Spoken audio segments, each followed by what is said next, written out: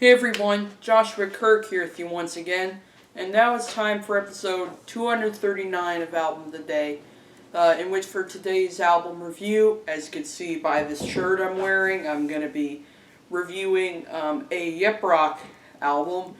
First time I've done that in over a year since I reviewed the Robin Hitchcock album last year. But this is a band that is from North Carolina whose style of music sort of is a mixture of Americana, bluegrass, and folk music. And they've been around since early 2010s, and have been putting out a good chunk of their output for Yep Rock Records. And of course, I'm talking about the duo of Andrew Marlin and Emily France, known as Mandolin Orange. Which you may remember a few years ago in 2016, I reviewed their album Blindfaller, which I thought was really good. And I'm here to review their latest album, which came out this year on February 1st, 2019. And the album is called Tides of a Teardrop. And as you can see, I got the album on vinyl here, and I also did get the CD because I am a completist of Yep Rock albums. And this includes the full 10-track album along with a bonus LP that has 4 covers of a few traditionals. Really beautiful album cover, which is actually inspired by a picture of Andrew Marlin's mother. And then there's the back. There's 10 tracks on this album, and it's over 44 minutes long. Marking it, I think, probably one of the longest Mandolin Orange albums that's been released thus far. Yeah, and I love my gatefolds, which this is a very nice gatefold. It's got the liner notes, and the picture over there in the middle bottom is what the album's painting is inspired by. Like, apparently his mother passed away, I've heard.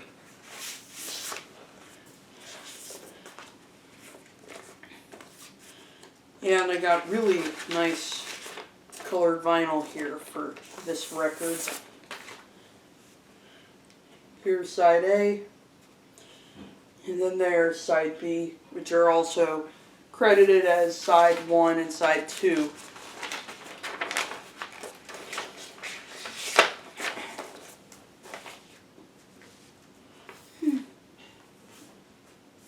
And it's also got a lyric insert here.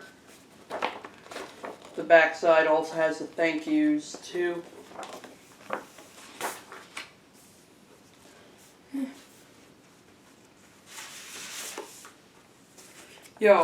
And I didn't realize this. This is on a darker blue for the Sing and Play Traditionals LP.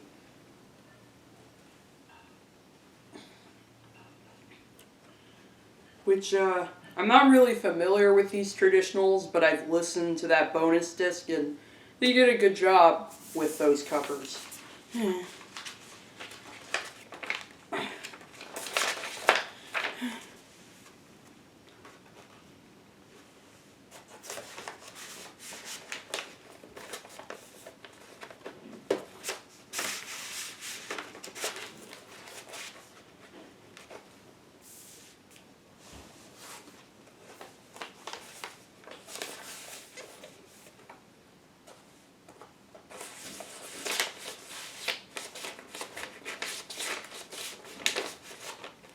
Yep.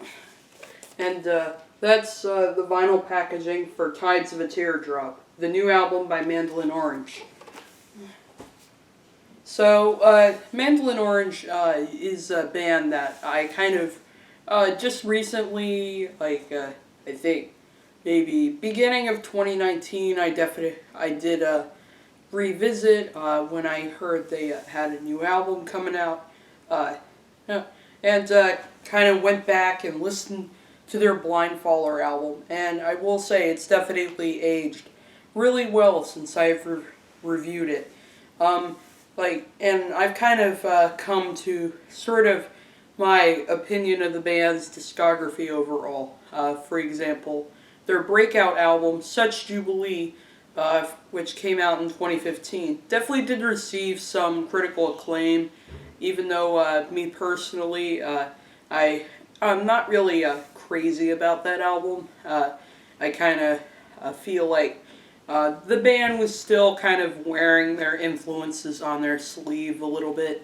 And also because my interest in bluegrass and Americana definitely got even milder, I definitely kind of cooled down on them a little bit. But I will say that Blindfaller is easily their best album because I feel the band really went into their own with that album. Beautiful harmonies on that thing, great songwriting. Really liked the very beautiful and organic and kind of very comfy sound to that album. And I will say that Tides of a Teardrop is yet another great album from this band because I feel the band has only gotten better at the kind of music that they make, and it's most certainly the kind of thing that even people like me who aren't typically into this genre of music can still sort of connect with and still find very compelling. Compelling. Now, the death of Andrew Marlin's mother is definitely something that it's happened like before the band even started, and yes, it's kind of been an omnipresent theme in some of their music, but it's really this album where he, along with his bandmate Emily France, sort of deal with head on tracks like Golden Embers or The Wolves. They're definitely sort of are about kind of the echoes of her spirit kind of coming over him, and really like some of the poetry on the track Golden Embers, which is also the lead single for this album, that I'll read to you here. I miss the old hymns when she used to sing. The sparrows spread their mortal wings. Now they've all lighted with the silence of strings. Like notes on the pages, she breathed life into all things. Really showing some progression in Marlin's lyrical content. Also very catchy song, great chorus. So it definitely was a good choice for the first single for this album. And also a track like The Wolves also do show Andrew Marlin's very beautiful mandolin playing. He's definitely one of my favorite mandolin players of this generation. He definitely delivers that sweet as honey picking on a track like The Wolves.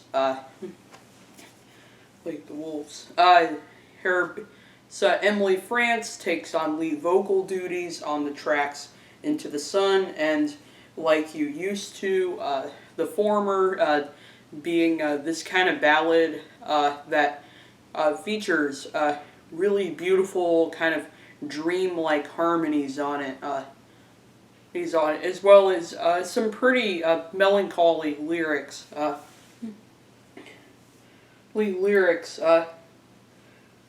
and sort of talking about how she's got a fortune buried so deep inside of him that sort of calls him on. That sort of calls her onward into the sun. And it definitely is the kind of thing that you can definitely tell Andrew Marlin wrote all the lyrics for all these songs, even the tracks where Emily sings. But at the same time, he definitely writes them intentionally for her to sing. Like, this song is definitely very clear to be an example of that. As well as the track Like You Used to, which definitely I definitely would consider a love song, but it also definitely talks about kind of a relationship that's kind of in a tough state right now. Now, and some of the most memorable lyrics on here are lines like, to say we've got your problems is an understated truth, but in your times of clarity I found a light in you. So when your skin is crawling and that light begins to fade, just love me, darling, I think I can stay. Where the narrator sort of seeing a little bit of his significant other's kind of flaws sort of, coming through and becoming more palpable, and sort of trying to, with a sense of empathy, sort of telling this person, I think I can stay with you, and I think you can sort of, show me more of your best characteristics more often.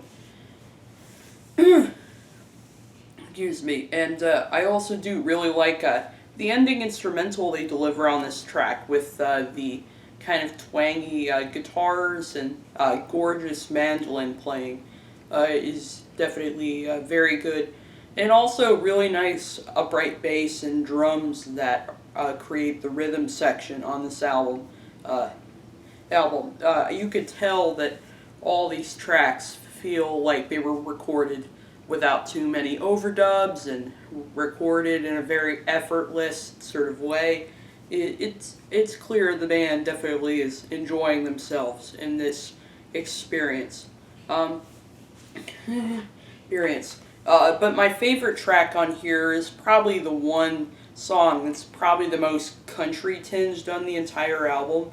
It's the track "Lonely All the Time," which definitely sort of sounds inspired by some of the legends in country music, like Johnny Cash or Hank Williams, but it still definitely is done with Marlin's own unique songwriting talent, as well as just plenty of passion and just all around enjoyment to be playing this song. I mean, great harmonies on there. Really like the twangy guitars, as well as the songwriting that sort of talks about this man who is sort of lonely all the time, and he's filling up on some old cold coffee that he made the other day. And he sort of that trait of him where he felt able to sit down at the table, probably at dinner or something like that, with the folks that he loved, has kind of faded a little bit. So he's sort of wondering if these feelings could just bring him home to some other girl whom he's obviously in love, or whom he's obviously in love with, or something like that. It's definitely a classic kind of, tearful, like country twanger for sure. And then we also had the track "Suspended in Heaven," which has this kind of campfire sort of feel to it, as well as it definitely is the kind of track that, while drinking a cold beer, you're probably gonna feel a tear drip down in your cup, and your cup, sort of talking about how his soul has sort of been suspended in heaven and kind of turned into pretty much a million sparks there. And how her spirit is on a heavenly quest. And it features some incredible harmonies on it, some beautiful kind of sad melodies on there. It definitely makes sense as one of the last tracks on the album.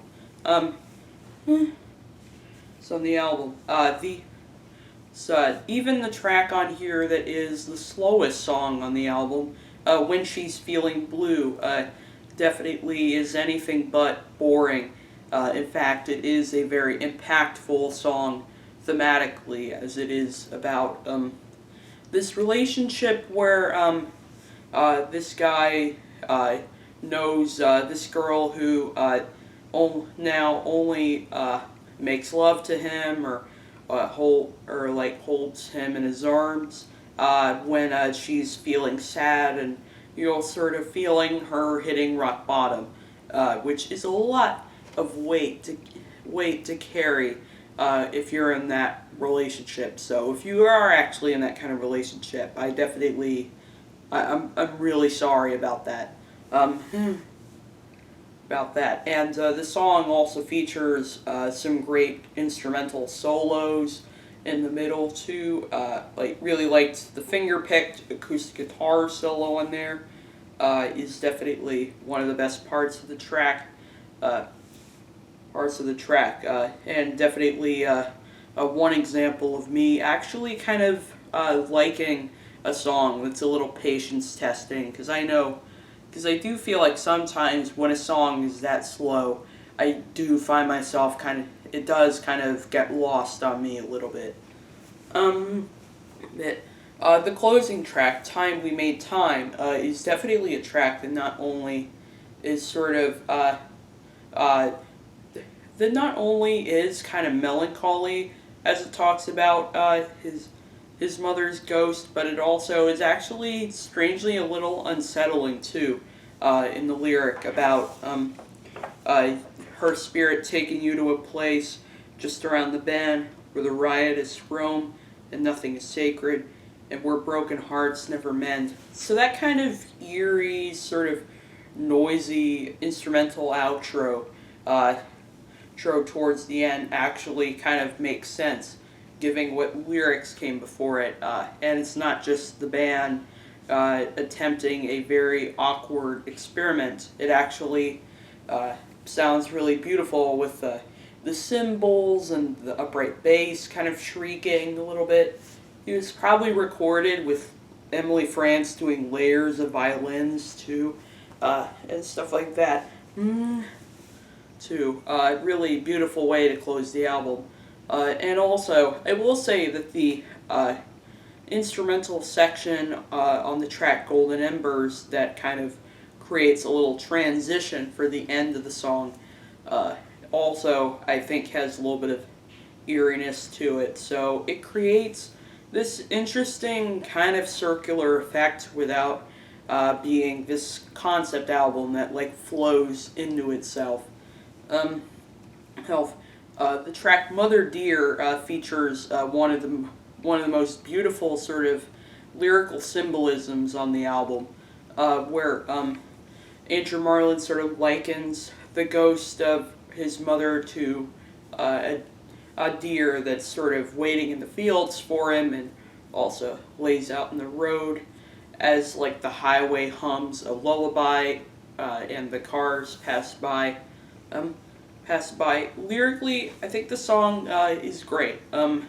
Musically, I do think it is good, but I think considering how well produced the vocals are, the mixing on the instrumental just feels a little half-baked in my opinion, and I do wish it were a little less quiet and a little more sort of coherent to hear on this track. This track. And the song Late September, I do consider to be my least favorite track on the album because I don't really care for some of the kind of country song cliches that it kind of goes for in its lyrics, like the bars hollering last call. So, and also I did find the kind of barroom piano laden instrumental to be a little bit cheesy in my opinion. Though it does have a few really good lyrics on it, I really like the chorus that says, "I've been thinking, is it selfish pride that keeps a man from sharing all the tears he hides," as well as vividly describing her mother dying in the hospital by saying, "Our mother, in such splendor, dies in brilliant color, thoughts once put together by a hospital room window." So I can definitely give him props for delivering such incredible poeticisms there.